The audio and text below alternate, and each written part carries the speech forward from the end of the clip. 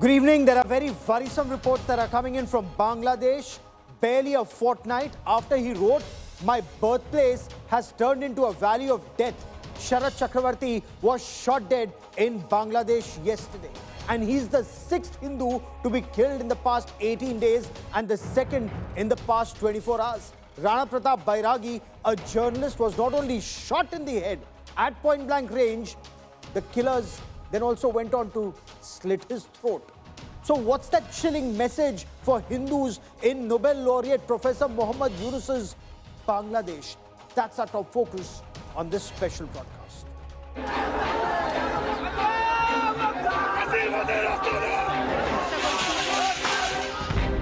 Terror reigns in Bangladesh.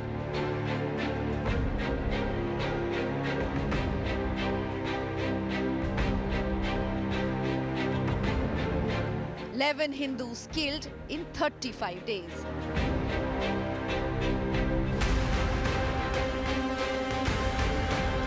Hindus lynched, shot, burnt alive. Yunus government mute, fails minorities.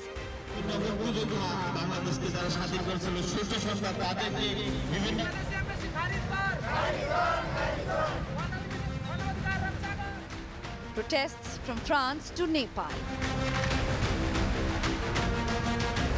Concerned India demands action. Bangladesh में जो हो रहा है हमारे लिए चिंता की कारण बना हुआ है. Hindus unsafe under Yunus watch. That is our top focus on India First. The cases are so gruesome, we urge viewer discretion. Hindus are being singled out and killed. And each killing perhaps sends out a very chilling message. Be it Deepu Das, who was caught, beaten, hung from a tree and then burnt alive. Or Rana Pratap Bairagi, who was not only shot dead at point blank range, then the killers went on to slit his throat.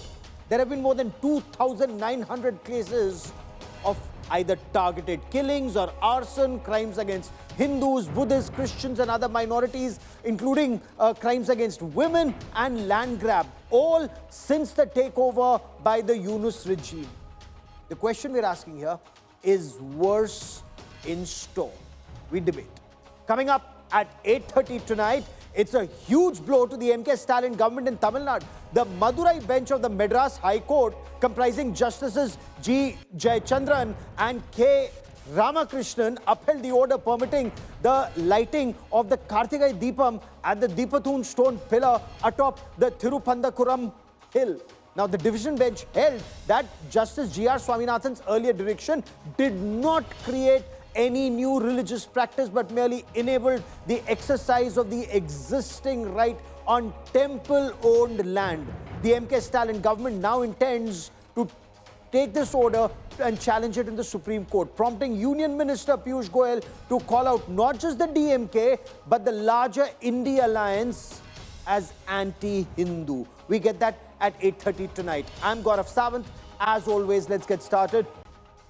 There is a worrisome surge of targeted killings of Hindus and other minorities in Bangladesh. From Sharat Chakravarti to Rana Pratap Bairagi and from Bijendra Biswas to Khokon Das.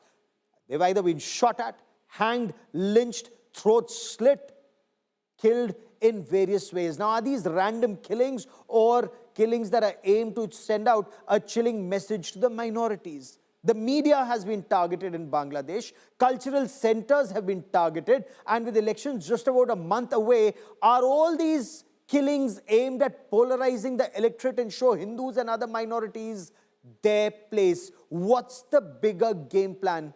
We explore. 18 days, 6 Hindus brutally killed. From lynching to shootings, and one even burnt alive. What is unfolding is, simply put, targeted terror. 2 brutal killings were witnessed on Monday.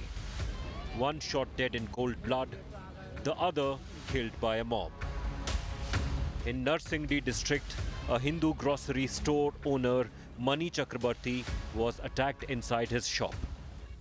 Eyewitnesses say assailants struck suddenly. Money was rushed to hospital but died on the way. And in another crowded marketplace in Jessore district, Hindu youth Rana Pratap Bairagi was shot dead in broad daylight. Rana died on the spot as attackers vanished into the crowd. These are just the latest in a series of attacks. On December 31st, Khokan Das was stabbed and burnt alive. On December 29th, Bajendra Biswasa, factory worker, was shot at work. On December 24th, Amrit Mandal was lynched by a mob. And on December 18th, Deepu Chandra Das was attacked by a mob, beaten, hanged, and burnt. Law and order has collapsed, and the interim government led by Mohammad Yunus appears either helpless or complicit. In India, anger is growing. There are rising calls for diplomatic intervention and international pressure. बेहद गंभीर है कि 18 दिन के अंदर 6 हिंदुओं की नृशंस हत्या कर दी गई और जो इस्लामिक जिहादी जानवर हैं किस तरह से जानवरों को भी शर्मसार करके इस तरह की अमानवीय कुकृत्य कर रहे हैं वो बेहद गंभीर है. Being Hindu in Bangladesh has today become a risk to life. With extremists emboldened, law enforcement paralyzed, and a government under question, the safety of minorities in Bangladesh is the biggest question. Bureau Report, India Today.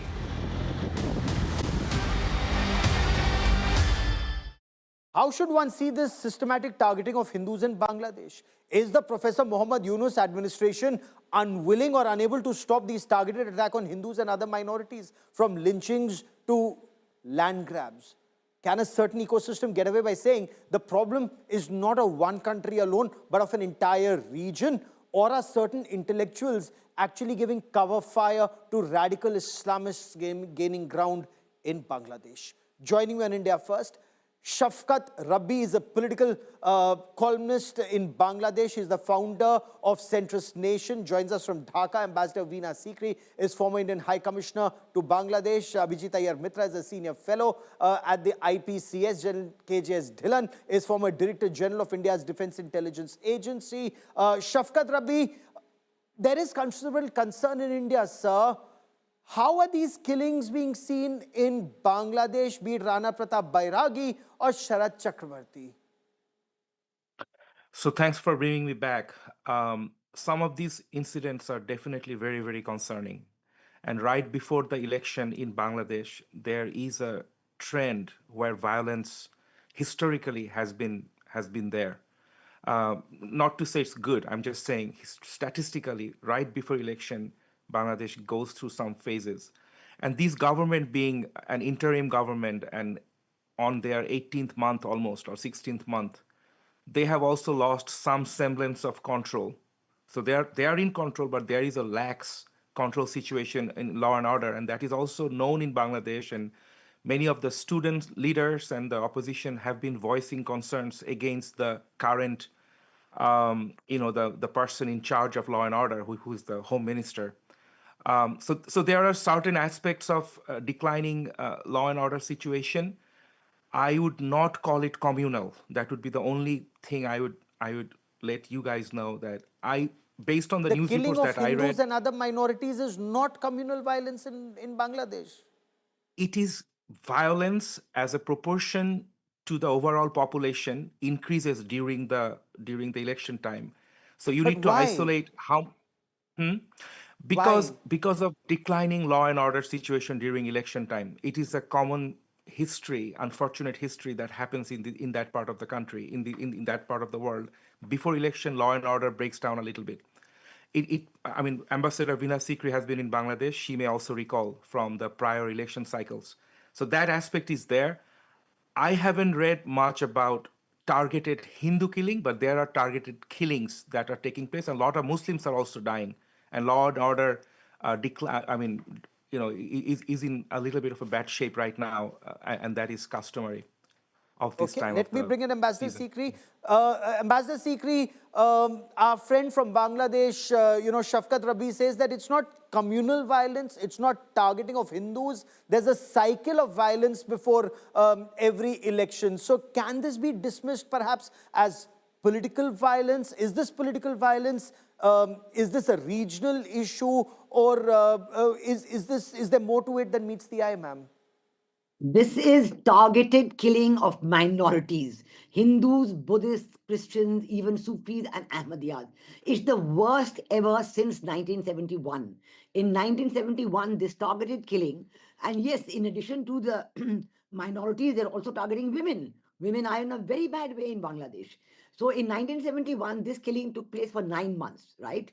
Targeting the intellectuals, targeting the minorities, trying to push them out of the country. But this time it's 18 months of unrelenting killings, and nobody in Bangladesh, I mean, to be so blasé about killings and the kind of killings. And everybody knows now, more and more reports are coming, that it is so communal that many of these killings have taken place because Jizya tax is being collected from these people, from the minorities. And when they cannot pay, they are being shot dead.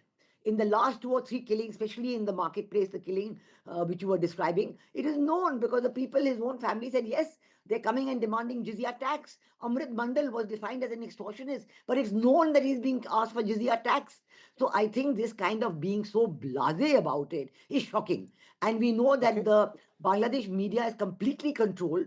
That's the first thing, the third thing that happened in Bangladesh from August last year. The first was the attack on the Awami League and all its, wherever, Sheikh Mujib or Sheikh Hasina's name was mentioned. The second was the attacks on the minorities, unrelenting till today. And the third was the attack on the media, also unrelenting till today.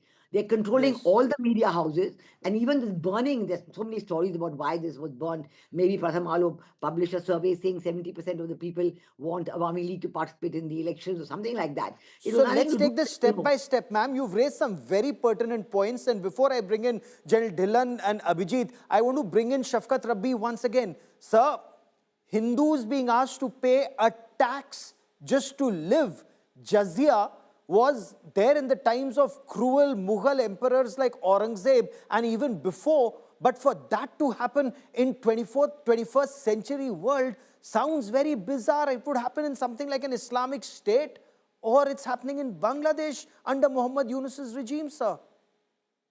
Yeah, it sounds very bizarre to me. I would like to hear the source of that information from Ambassador It's come in Sikri. all the media. It's come in all the media. It's an open interview. Which media, It's ma'am? an open interview. Which media? I read the Bangladeshi media as well. Yeah, yeah. Like I can Jizya certainly say tax, that. Jizya tax in Indian- Bangladesh. Where did you find that information? It is there all over the place. Please talk to anybody. I understand. Bangladesh Which media? journalists have written Please about talk it, to sir. It's on anybody in social your own media. country. Right. The editor look, of I am a Blitz, Bangladeshi journalist as the well. editor of I do Blitz, not sir, know let me any quote to credible you. media. No, so are you saying the editor of Blitz is not credible? He's written that in his social media platform that Hindus are being asked to pay a tax. If that is truly the case in Bangladesh, instead of trying to brush it under the carpet, should Sir, it I am not be a not cause for here- grave Look, I'm concern? not here to- As a journalist, I'm Look, asking you. Yes, sir. I'm not here to defame anybody, but you need to know a little bit more about the Blitz, okay? But why don't There you is just, no credible information on Jizya tax in Bangladesh. Publish a denial? Why don't you publish a denial? Come on, I mean, let's not be so blasé about this. I mean, it's shocking. You know what people are saying in Bangladesh? They're saying, and we do know that when the trials for the 1971 war crimes were going on, many judges said, this, comparing it to the treatment of the Jews by the Nazis. And that was 9 months. Today, 18 months. If this is not a genocidal attack, it has to be compared to the treatment of the Jews Madam, by the Nazis. if you are calling this genocide, then a genocide is taking place in India every week. Please There is be no, I can tell you grounded in in your India, let me statistics. tell you, we are very confident of our Please own be institutions of grounded in your democracy. statistics. Whether it is, Please be whether it is grounded. the judiciary, no, please do not compare yourself with India at all. Every event in India, whenever it happens in a country of, such a large country, there's a judiciary, there's a media which covers it and takes it threadbare. So And is people the are case charged. in Bangladesh. No, Each I'm of No, these sorry, killers unfortunately, are that's arrested. not like that. happening in No, Bangladesh. the people So are being let put me in bring in jail. Abhijit These Iyer Mitra. killers Let are me bring in arrested, Abhijit ma'am. Iyer Mitra. Because it's not that anybody's targeting Bangladesh or vilifying Bangladesh, sir. The effort is only to ensure that minorities are safe. Hindus, Buddhists, Christians, other minorities, they're safe in Bangladesh and everyone lives in harmony. But Abhijit Iyer Mitra, is there a more sinister message for Hindus and other minorities in these killings in the past 18 months, sir? Not just in the last 18 months, Gaurav, in the last 70 years. You see, every single time something goes wrong out there, Hindus are the first to be killed. Let's not pretend partition happened, partition didn't happen between mutton eaters and fish eaters. Partition, at least in Bengal, it happened between Hindus and Muslims. They weren't going and deciding if you they weren't killing each other basis of if you put onion in macher jhol or you don't put onion in macher jhol. So much for Mr. Rabi's flippancy. Let me quote. He wanted a specific quote. I'm quoting. Bappaditya Bashu, assistant organizing secretary of the Central Executive Committee of the Bangladesh Hindu Buddhist Christian Unity Council and a family friend of the deceased, alleged that money was threatened and extorted in the name of Jizya tax before he was brutally murdered. This is the news item. So you may not have read it, Mr. No. Rabi, or perhaps No. you didn't want to read No, it, or you it is deliberate. conveniently turned a blind eye to He's it, deliberately Shafkat not Rabbi. reading it. He only reads what he wants to. That's a different matter. No, look, in Self-delusion is Bangladesh, also a thing. But we need to Okay, remember, during yes. 1971, what did the Hindus do that they were slaughtered, massacred, and driven out of Bengal? It is the same people doing it then as they're doing it now. The same Jamaat-e-Islami who were the Razakars in those days, who are all kushi, kisi, pali with Mr. Yunus. They are the exact ones doing it today also. Remember, the first thing that Muhammad Yunus and his illegal government did when they came to power was to release all these lunatics from jail. Why do you think Sheikh Hasina had thrown all of them in jail in the first place? There were people who were convicted of transporting explosives to be used in India who were let out of jail. No, nothing done. This is a criminal government. It is a government by, for, and of criminals that has been externally foisted upon Bangladesh. They have created an environment not just that is permissive to these deranged Razakars. They are not deranged. They're actually very smart. They're doing it deliberately out of their faith and out of their It's very beliefs. deliberate, General Dillon. It's very deliberate. It's this one statement, my birthplace has turned into a valley of death. This is what Sharat Chakravarti is believed to have written on a social media platform. A fortnight later, he was killed. Targeting of cultural centers, targeting of media. Is it all very well planned? Good evening, Gaurav, and good evening to fellow panelists and viewers. Yes, it is all very well planned, and it's planned in Pakistan. ISI is behind it. Jamaat-e-Islami, by extension, is carrying out whatever the ISI is wanting them to do. And it is Punjabi Pakistani Musliman who wants to get control of Bangladesh again, as they had before 1971. And what Punjabi Pakistani Musliman did to the Bangladeshi population in 1971 and the 9 months which Ambassador Sikri is talking about is history to know. And they are repeating the history, and with the connivance of this puppet government. The minorities are at risk, the intellectuals are at risk, the press is at risk, and they are shutting their eyes to it, as we just seen on your show just a few minutes ago. So it's a very well planned, ISI driven, Jamaat-e-Islami front, Yunus just a puppet, and it is a minority elimination which is happening, it's ethnic cleansing which is happening.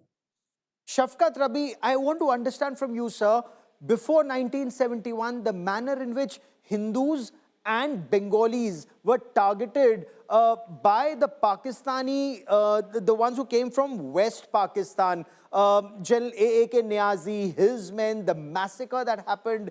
Is all of that forgotten, sir, by this generation? Is Bangladesh cozying up to Pakistan once again? And would that be a case of perhaps cutting their nose to spite their face?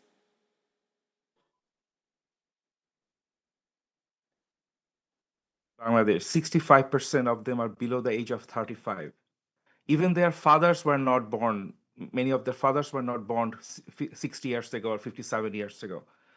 So just to put things into perspective, the country of 180 million has law and order situation that deteriorated over the last, I would say, few months, particularly because it's a weaker government, an interim government. There are too many political forces that it cannot control without having a political mandate. So we are eagerly waiting for a democratic transition so that a more political government comes to power and a stronger sense of security prevails in the country. So there is an overall deterioration of law and order. There is absolutely no denying of that fact. The only thing I keep bringing that I am not aware of a targeted communal deterioration of law and order.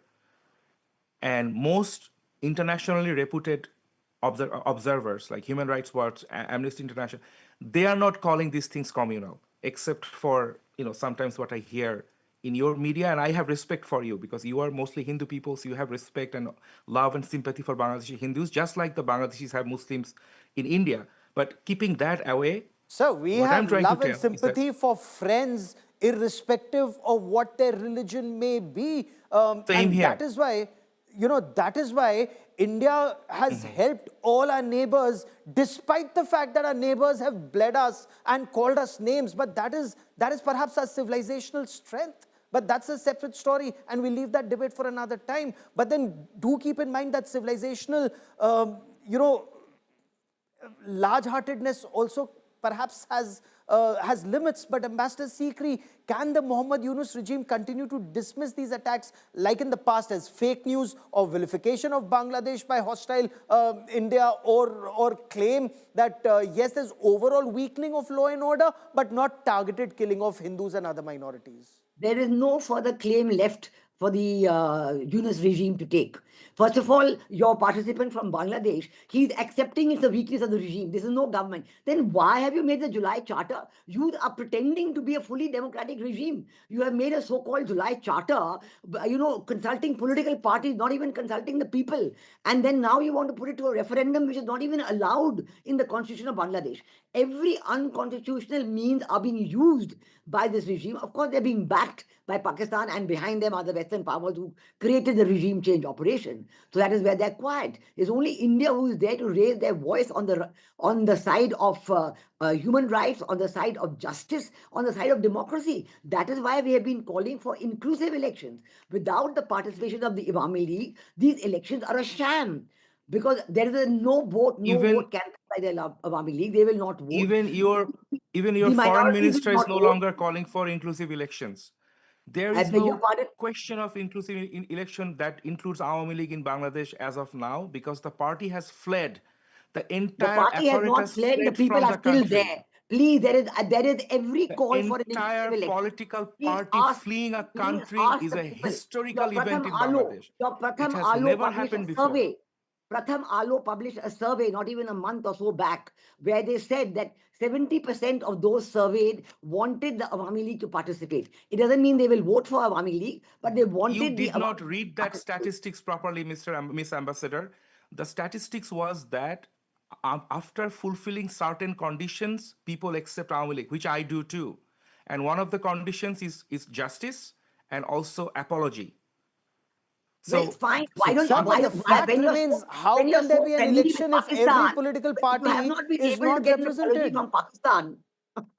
I mean, this is a Yes, joke. but let me really. bring in cannot Abhijit hear what Ayar you're Mitra. Since you raised the West and organizations that you may have faith in, like Amnesty, that have played a very bizarre and partisan role in the past. But Abhijit Ayar Mitra, what explains the silence of the West? Complicit, indifferent, too focused in Venezuela? What explains the silence and hypocrisy of the Western media? It's both deafening and shocking, sir.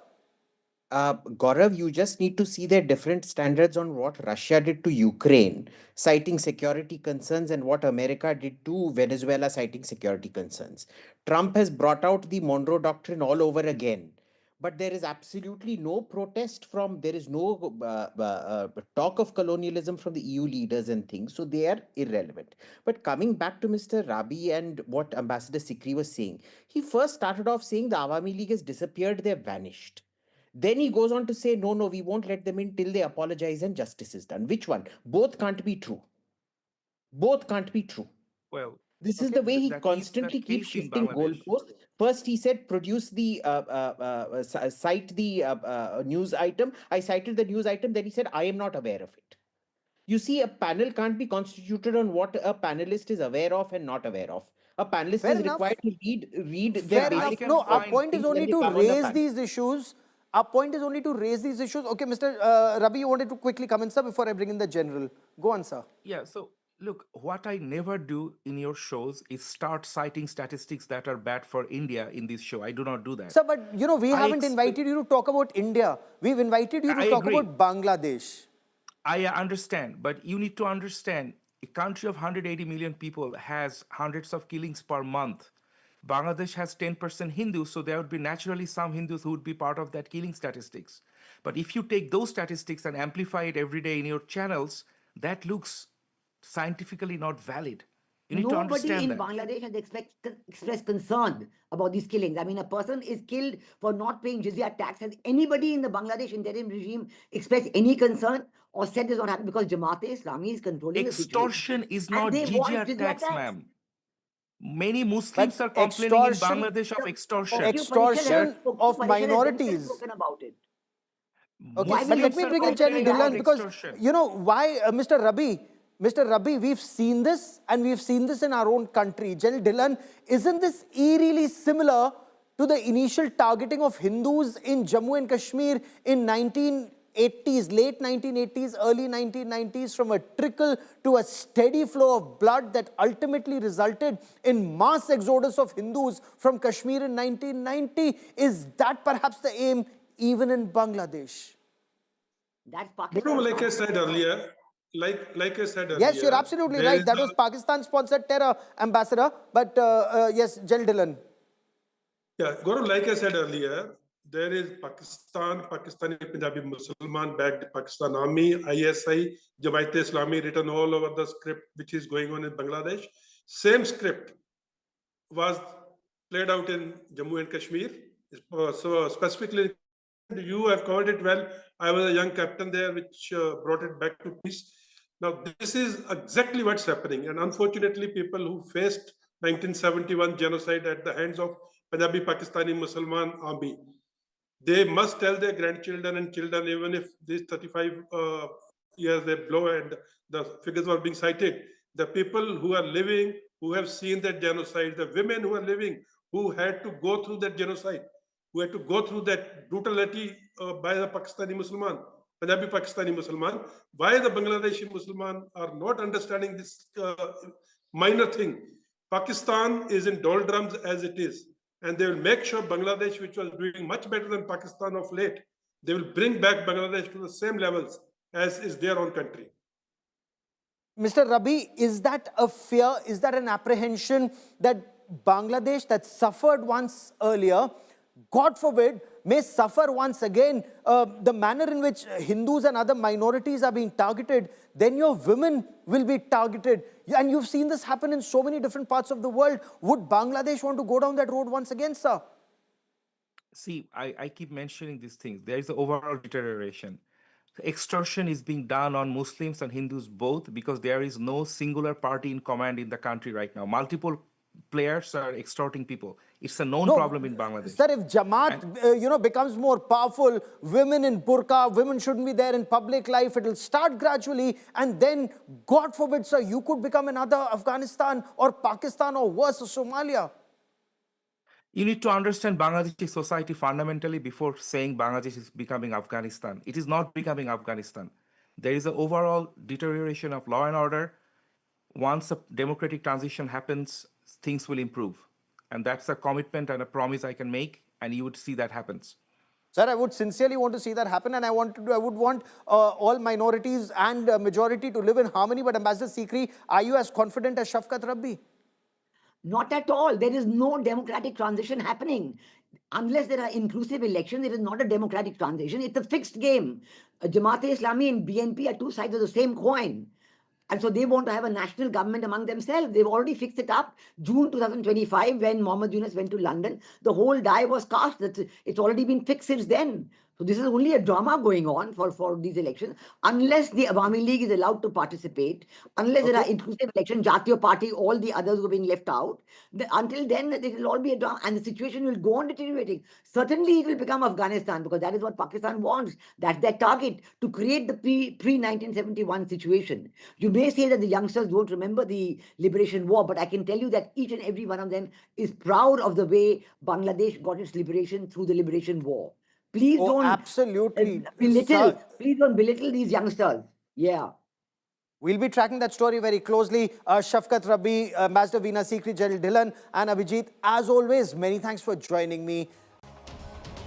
Big story coming in from Jammu and Kashmir. Union Power Minister Manohar Lal Khattar has set a firm deadline for 3 major under construction projects on the Indus Waters Treaty River with the Indus Waters Treaty in abeyance. So this is the Pakal Kul Dam. It is the Kiru and Kwar dams on the Chenab. So Pakal Dul and Kiru are to be commissioned by December 2026. So by the end of this year, power projects will get a major boost. The power grid will get a major boost from run-of-the-river dams in Jammu and Kashmir. It's a huge blow to Pakistan and Pakistan's state-sponsored radical Islamist terror, given the fact that Prime Minister Narendra Modi had made it very clear, blood and water cannot flow together. So Kwar project, of course, is scheduled for completion by March 2028. But these projects are now being speeded up. The images that you see on your television screen is Manohar Lal Khattar, the water minister in Jammu and Kashmir. He's completed a 2-day strategic review of these projects. These projects will optimally utilize India's share of the Chenab River water and fast-track long-pending infrastructure projects within international norms. The message from the Narendra Modi government to a state sponsor of radical Islamist terror, Pakistan, is very clear. India is accelerating power infrastructure in Jammu and Kashmir that will benefit the people of Jammu and Kashmir and the rest of the country, and it continues to tighten the screws on a state sponsor of radical Islamist terror, that military jihad infrastructure. If it wants to bleed India, it will have a very parched throat. Listen to Manohar Lal Khattar. I'll get you more on this big story.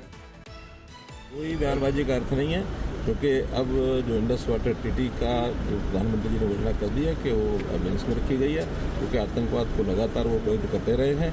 इस हिसाब से पाकिस्तान की किसी प्रकार की बात की परवाह नहीं करेगा। कोई बयानबाजी का अर्थ नहीं है, क्योंकि अब जो इंडस वाटर ट्रीटी का जो प्रधानमंत्री जी ने घोषणा कर दी है कि वो अबेंस में रखी गई है, क्योंकि आतंकवाद को लगातार वो विरोध करते रहे हैं। इस हिसाब से पाकिस्तान की किसी प्रकार की बात की परवाह नहीं करेगा। So blood and water cannot flow together. That's the message from India to a state sponsor of terror. I want to bring in my colleague Sunil Ji Bhatt, who joins us from Jammu for more on the story. Sunil Ji, once these projects are speeded up, it helps Jammu and Kashmir and it adds more power to the grid. It also brings in more employment. Give us details of the strategic review.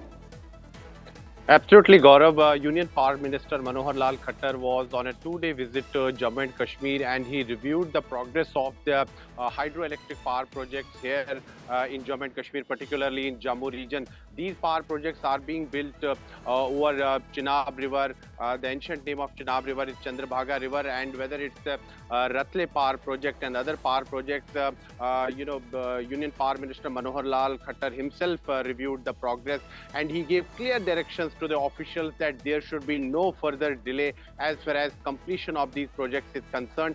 These projects should be completed as soon as possible, because the long-term plan of the government is to deny every single drop of water from the Chenab River as well as from other 2 western rivers, whether it's the Indus River or the Vitasta River, that's the Jhelum River. So new projects are also coming up, and the government has also set a deadline for it. So clearly government has shown a big will. Gaurav, if you remember, after the Uri terror attack, Prime Minister Narendra Modi had said that water and blood cannot flow together. But after the horrific Pahalgam terror attack, the government decided to take strong steps, and the first non-military option that was explored was to keep the Indus Water Treaty in abeyance. And now the government is trying to speed up. We'll get you more on that story. We'll get you more on that story, including how there are tears in Pakistan. You know, all that bravado, they may talk a lot, but this is something that will lead to tears in Pakistan, and that will make Pakistan a state sponsor of radical Islamist terror sweat. Sunilji, many thanks for the moment. I now want to shift focus, take you all the way from Jammu and Kashmir to Tamil Nadu, and it's a huge setback to the MK Stalin government. The Madras High Court has upheld the lighting of the Deepam atop the Thiruparankundram hill in Madurai. So that's actually pulling up the state government for what the court called, what is being called as a politically motivated obstruction. The court slammed the government's law and order argument, calling it an imaginary ghost, cleared a centuries-old religious practice, dealing a blow to the DMK stand. The DMK, however, has said they will move the Supreme Court. They've signaled that this legal battle is far from over. And Union Minister Piyush Goyal, he was quick off the block. He's accused the Tamil Nadu Chief Minister MK Stalin and Udayanidhi Stalin of appeasement politics. He's actually targeted the opposition India Alliance. He said that they are anti-Hindu against the Sanatan Dharma.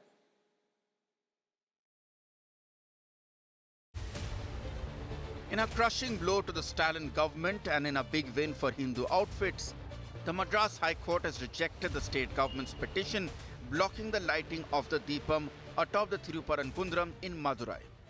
The court said that the ancient Deepa zone sits on the Devasthanam temple land and upheld the devotees' right to light the Deepam. The High Court slammed the DMK government, saying that peace can't be breached unless it is state-sponsored, and warning that the state should not stoop for political goals.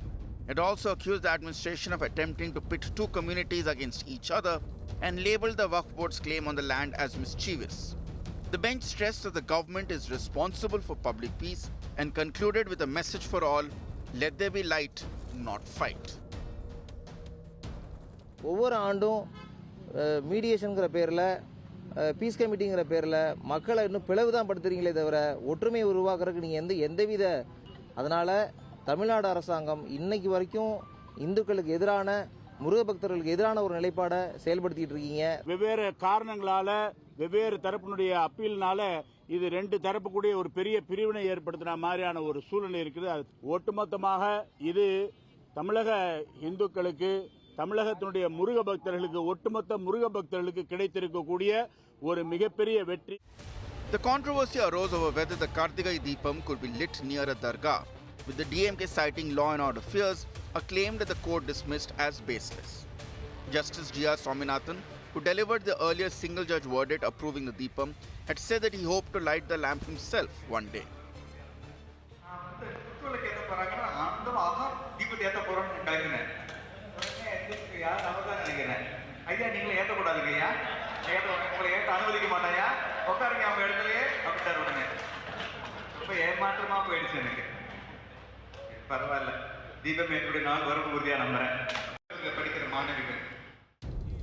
The opposition hailed the High Court decision, calling out the DMK for blatant misuse of power and urging the government to respect the rule of law. Justices G. Jayachandran and Justice K. Ramakrishnan have shown that the DMK and the India Alliance is anti-Hindu and directed that the lamp be lit at the hilltop. But the Deepam war is still not over, as the DMK government is challenging the High Court verdict in the Supreme Court. We are respecting the sentiment of the people. Most of the Tamil people have the same feeling that there is no such previous incident, that there is a lighting of the lamp in the stone at the top of the Thiruparankundram hill. The lighting of the Karthigai Deepam continues to remain a big flashpoint ahead of the upcoming assembly polls in Tamil Nadu. The verdict by the single judge G.R. Swaminathan is upheld, and the petitioner claims this as a huge victory for law. While the court has also stated that political agenda cannot be a play for the government and maintaining law and order is the subject of the state. On the other hand, the DMK government clearly says that it will move the top court, which means the issue has not yet ended. With Irfan, Pramod Madhav, for India Today.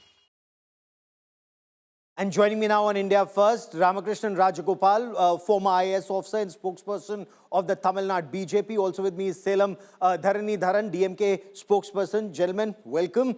Selam Dharanidaran, if I may, the bench categorically held lighting of the Karthigai Deepam is an essential religious practice of the temple. The court ruled that this practice falls squarely within the religious freedom of the Subramania Swami temple. Is there then merit in the BJP saying that the actions of the Stalin government and the wider India alliance are essentially anti-Hindu, sir? Who is BJP or the RSS to decide who is Hindu and who is not a Hindu? Tamil Nadu, India is 85% Hindu and BJP's vote share is 37%, which means majority of Hindus have not voted for the BJP itself. And secondly, if they stand alone, their vote share is less than 5% in Tamil Nadu, which is again more than 90% Hindu state, which means the majority of the Hindus have voted for the DMK. So the question that BJP can call someone a Hindu or anti-Hindu is preposterous. DMK has done more for temple than anyone else have done. We have introduced people of all castes can become priests in Tamil Nadu by the DMK government. Pension for the priests, DMK government. 4,500 crores of temple land has been recovered, DMK government. This is an historical practice. For more than 100 years, the practice has been in the Uchipilya temple, and the site is an example for the globe on religious harmony. At the foothills, there are Muslim brothers and Hindu brothers having their shops. When the Deepam is being lit in Uchipilya temple, Muslims also go, and the functions in Dargah, Hindu also go. It's an example to the world and the country on religious harmony. And the petitioner has a political motive because he's a politician, is not a devotee. Right? He's from a Hindu Munnani. Or if Hindu Munnani is representing Hindus, then Hindus should have voted for them. They have their ideology in place. So that doesn't mean that he's representing. He wanted to create communal disharmony there. We have seen how the 90s, the template from Ayodhya, how the riots happened, and then Gyan Vapi, list goes on. Before election, there is an attempt to create violence. And as a state government, you're saying it's an attempt to create violence ahead of elections. Mr. Rajgopal, the DMK intends to challenge this verdict in Supreme Court. Go on, sir. Okay, last 30 seconds. Go on, complete your point, sir. I am saying Hindus do not have a problem. The Muslims do not have a problem. So then what is the problem? Why is the petitioner... Sir, if the Hindus and the Muslims don't have a problem, why did the government then stop it? If nobody has a problem, why did the government seek prohibitory orders in place and stop it? But let me bring in Mr. Ramakrishnan Rajagopal to respond to that, because the DMK, sir, intends to challenge this verdict in Supreme Court. DMK, as you heard Mr. Selam Dharanidaran say, they've done more for Hindus than any other party, and their 50% vote share indicates they have the support of the people. They're listening to all sides and ensuring law and order is maintained, sir. I'll just explain the case in a second. This case has been won through the legal process. There has been no use of force, there has been no use of violence. Secondly, the property entirely belongs to the Hindus. This was decided in 1920. And lighting a lamp anywhere on the Hindu property is the right of every Hindu. It's not a question of the temple or X or Y. If I would like to light a temple in my Hindu property, I should have the right to practice my religion the way I want. And so it is actually an infringement, or they are actually curbing my right to practice my religion. And that is exactly the problem with the DMK, because it is anti-Hindu in character. Now, I would have expected that the party would have accepted the division bench judgment. Now, what happened last time was they attributed the judgment to a particular judge and his leanings towards a particular affiliation or an association. Now, it has been decided by the division bench of the High Court, and you can't attribute motives to this judgment. Now, where is the question? Now, you go to the Supreme Court, which clearly shows the anti-Hindu character of the party. Basically, they want to prevent or they want to actually curb the rights of the Hindus, and that's exactly the problem. It is not a question of whether... Let me get Mr. Dharanidaran to respond to that. Now that the division bench has given a verdict, why is the MK Stalin government intending to challenge this in Supreme Court, unless, as Mr. Piyush Goyal indicates, this is Muslim appeasement politics of the India alliance? And why should anybody have an issue if Hindus want to light a Deepam and follow their religious practices, sir? So there is no appeasement policy in Tamil Nadu because we don't differentiate people based on religion. There's only one identity, the Tamil identity. That's point number one. Point number two, it is not about Deepam lighting. Deepam has always been lit there in Uchipilya temple, irrespective of which party is in power. It happened during the Congress, DMK, ADMK, DMK. That is very clear. It is about, it has to be lit somewhere else. That is the problem. Changing the culture and custom of the temple, who will decide? Who will decide whether Deepam has to be lit? The temple authorities, the priests, they all wanted to be lit in the Uchipilya temple itself. So what is the complication here? What is the issue here? Has a majority of the Hindus come and said, no, we don't want to light that?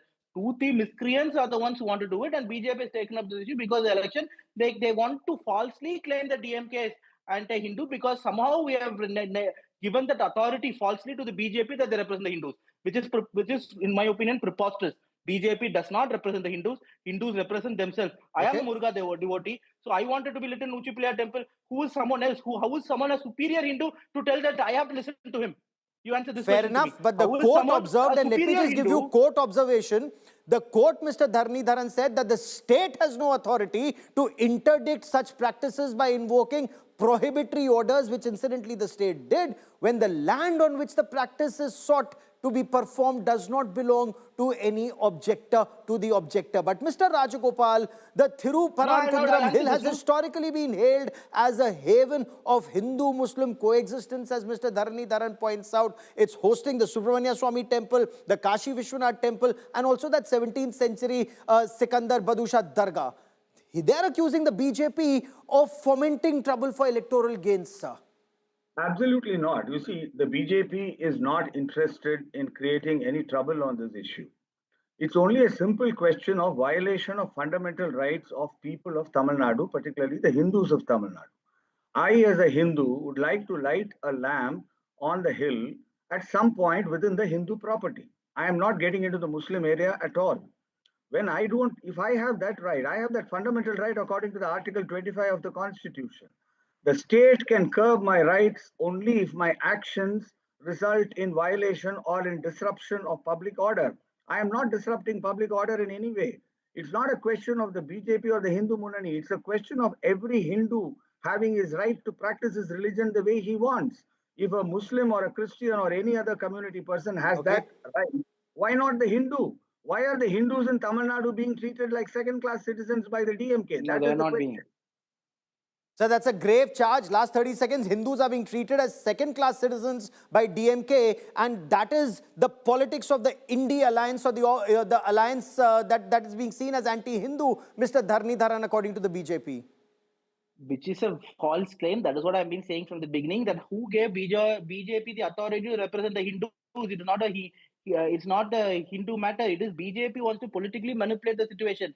Why are we going to the higher court? Because there is always a procedure that justice cannot be only found in one place. That's why you have a sessions court, district court, high court, and a Supreme Court. So from high court, we are going to the Supreme Court, which is not wrong. But a philosophical question is also that as an elected government, we are not ordained from God. We are elected government. So we have to listen to the people. And we feel, we know the pulse of the people, and we feel that people wanted to coexist like how it has been existing. Point number one. Point number two is also duty of my government to maintain law and order.